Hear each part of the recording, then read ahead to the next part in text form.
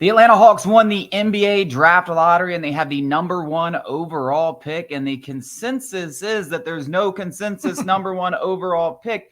Yet everyone seems to have a consensus at number 1 at the top of their draft board. So for as much as people say, we don't really know who's going to go number 1 overall, and I understand what they're saying, there seems to be a pretty clear consistency. And I'm not an NBA draft guru. This is about the time every single year where I start studying prospects. I went ahead and got looked at his game and some of the stuff he did at 18 years old for the Perth Wildcats in the National Basketball League out there in Australia. He's a Frenchman. He's 7'1", long wingspan, fantastic shot blocker, fantastic perimeter defender for someone his size. If you're the Hawks, especially with how much you struggled defensively, that certainly has to be an attractive aspect. But as I said when I wrote about this on the site, go check it out at Sports Talk ATL, there's not a lot of teams going out there in the number 1 overall pick looking for the next Clint Capella. They're looking for a little bit more than a versatile defending big man.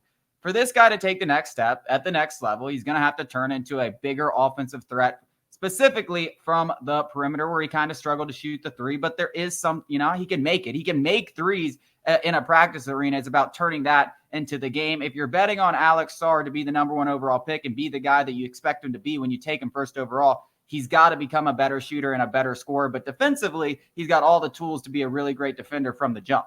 Yeah, and I think, he's only 18 years old. So if you want to talk about, improvement and development, obviously there's tons of room for growth, especially when you're a 7-foot big man who has the potential to potentially, threaten from beyond the arc.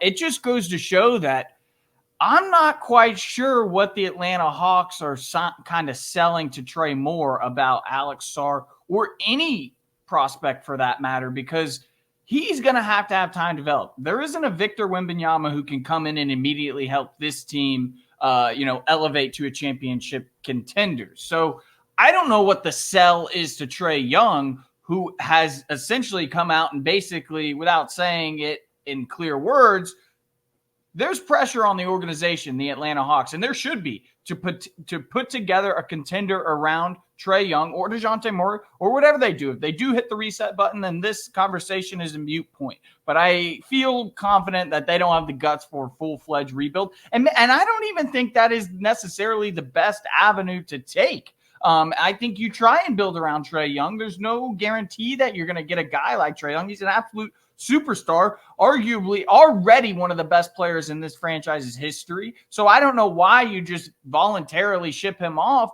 But the sell of Alex Sarr, he's basically a poor man's Victor Wembanyama. He's got all the physical ability as Wembanyama, except he's not good in every other aspect as Wembanyama. Yeah, I mean, the sell, I think, because listen, what are you going to sell? He's under contract for 2 more years. Winning an NBA championship is so hard. I think you are selling him on the fact that there's progress and you have a plan and you have a direction and there's improvements. And as we've said many times about the Eastern Conference, it's not going to take a ton of improvements for you to all of a sudden be right in the thick of things. I mean, the Knicks are not this. I mean, this is a Knicks team. It's not the same Knicks team the Hawks beat 3 years ago, but it's also not a world-beating Knicks team. Like, if the Hawks made a few good adjustments, they're going to give anybody outside of maybe the Celtics a run for their money, and you never know how the Celtics are going to improve or injuries are going to work out. So it's a wide-open Eastern Conference. If you can go in there and be a 4th seed or a 3rd seed or a 5th seed or a 6th seed, win a series and make it to that semifinals and give a team a run for their money, or maybe even win it and get back to the Eastern Conference Finals, you're showing progress, and you do have a young core. I mean, Trae Young has to look at himself. He's 25 years old. Jalen Johnson is 22 years old. If you're building around those guys and you add a number 1 overall pick and you make it to, the second round of the playoffs, let's say, that's a plan. That's progress. Because I think we all think Jalen Johnson is going to be an all-star caliber player. Trae Young's already an all-star. If that guy, whoever they bring in, whether it be Alex Sarr or someone else, shows that he can be an all-star, you have 3 legitimate players all at 26 years or younger that can fuel kind of, Trae Young's next part of his career, which is kind of crazy to even say we're at part 3, but are coming up on part 3 when he's still 26 years old. Yeah, I just have a difficult time imagining any pick is going to come in and, Trae Young's got 2 years left on his contract. He's got a player option for the 3rd year. The Hawks obviously are going to I imagine they're going to want to extend him on another max deal.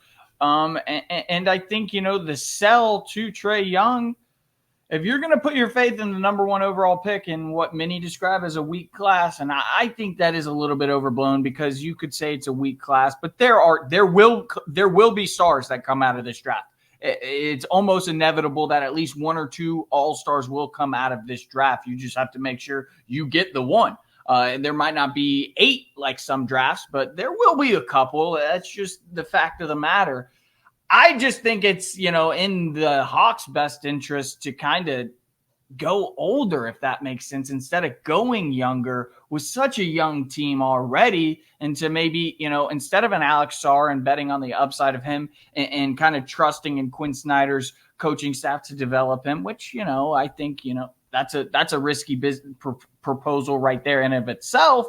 You go trade the number 1 overall pick for a proven commodity, somebody who can help immediately. I think that's a better, more, feasible path to I also think competitiveness. Yeah, but I also think it's possible to do both. I actually think it's very possible to do both. I mean, you still have DeJounte Murray. You're trading DeJounte Murray. You're keeping Trae Young. DeJounte Murray can easily bring you a player that's competitive enough. You can trade DeAndre Hunter. You can trade Clint Capella. You're definitely trading Clint Capella. So you're clearing a lot of cap space. I mean, just think about those 3 players right now. If you were to trade them, you got $22 million and $22 million, over $22 million each to DeAndre Hunter and Clint Capella. So that's what, $45 million. And then you got $33 million tied to DeJounte Murray. So you're talking about $80 million you just cleared up to bring in other players, whether it be free agents, whether it be via trade. Maybe DeJounte Murray is a guy that you go out there and trade for more future assets. Maybe you get more first round picks, and then you still go out there and sign someone. So there's a lot of options that are now on the table that I think, to me, I think retooling via the DeJounte Murray, DeAndre Hunter, Clint Capella trades, I'm not saying all of them will go, but at least a couple of them will probably be traded, is a better avenue than trying to trade the number 1 overall pick, because you do still have a very young roster and a very young core of players, and you do need to be thinking about the future, I think, with when you're the Atlanta Hawks, because you still don't know if Trae Young, whether you're half decent or not, is going to stay. Right, and I think that you don't know if Trae Young's going to stay. So what's the best way to get Trae Young to stay? And that should be the Hawks' goal. I hope it's the Hawks' goal. It's to be competitive. And I think the quickest way to being competitive, I'm talking next season.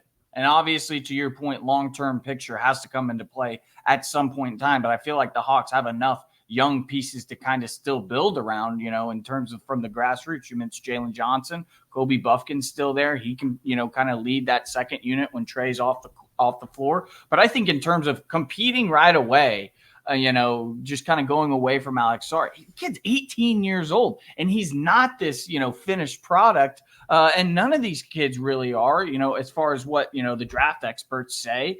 I think the quickest way to being competitive, which is going to be the surest way to ensure Trae Young is going to sign another contract extension to stay in Atlanta through the next decade, is being competitive. And I think the surest way to do that is to kind of trade the number 1 overall pick for a surefire player. Yeah. And I get your point. You could do both. You know what? That's a great thing. We have options. We have plenty of avenues to take. And it's just up to Landry Fields to see if he can navigate. I just don't trust the Hawks trading the number 1 overall pick and trading the rest of the players and creating a team that's capable of winning now. I think what ends up happening if you do that, you try to go all in and you try to trade the best young asset, a guy that could potentially be a franchise cornerstone for the next 10, 15 years. And you try to win right now when your team's not ready to win right now, and you end up right where you are right now. You end up being a 4 seed, a treadmill team. I think they could win right now. If you get this offseason perfect, you could win right now. Yeah, if you get this offseason perfect, that's exactly what I'm saying. You get it this offseason perfect. The odds of that happening are less than 0. Yeah, but what are the odds that this kid is going to be good enough greater than 0 to convince Trae Young? I just think in terms of, this team is young enough to still, that trading the number 1 overall pick, like you just said, you're high on Jalen Johnson. If you can keep Trae Young and Jalen Johnson together, irregardless of whatever you do with the number 1 overall pick, I think that's enough to build around if you make the other right decisions. I just think the quickest way to getting Trae Young out of here is actually not being, a 5 seed, 6 seed, 7 seed and showing some progress in young development from your number 1 overall pick in Jalen Johnson. The quickest way to the quickest way I know he will leave is if you go out there and you're a 4, 5, 6 seed, get bounced in the first round of the playoffs. You wasted your number 1 overall pick opportunity and you tried to get another star in here that doesn't exactly pan out, kind of like you did with DeJounte Murray. I think progress is a non-negotiable. How you get there, I think, is very debatable.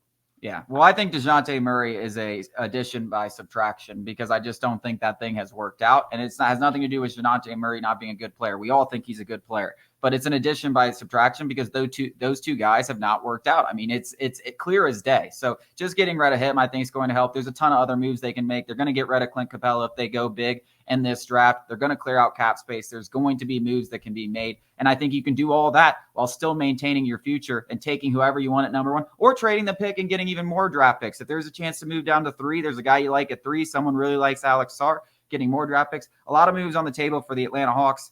Hopefully, please God, they get it right.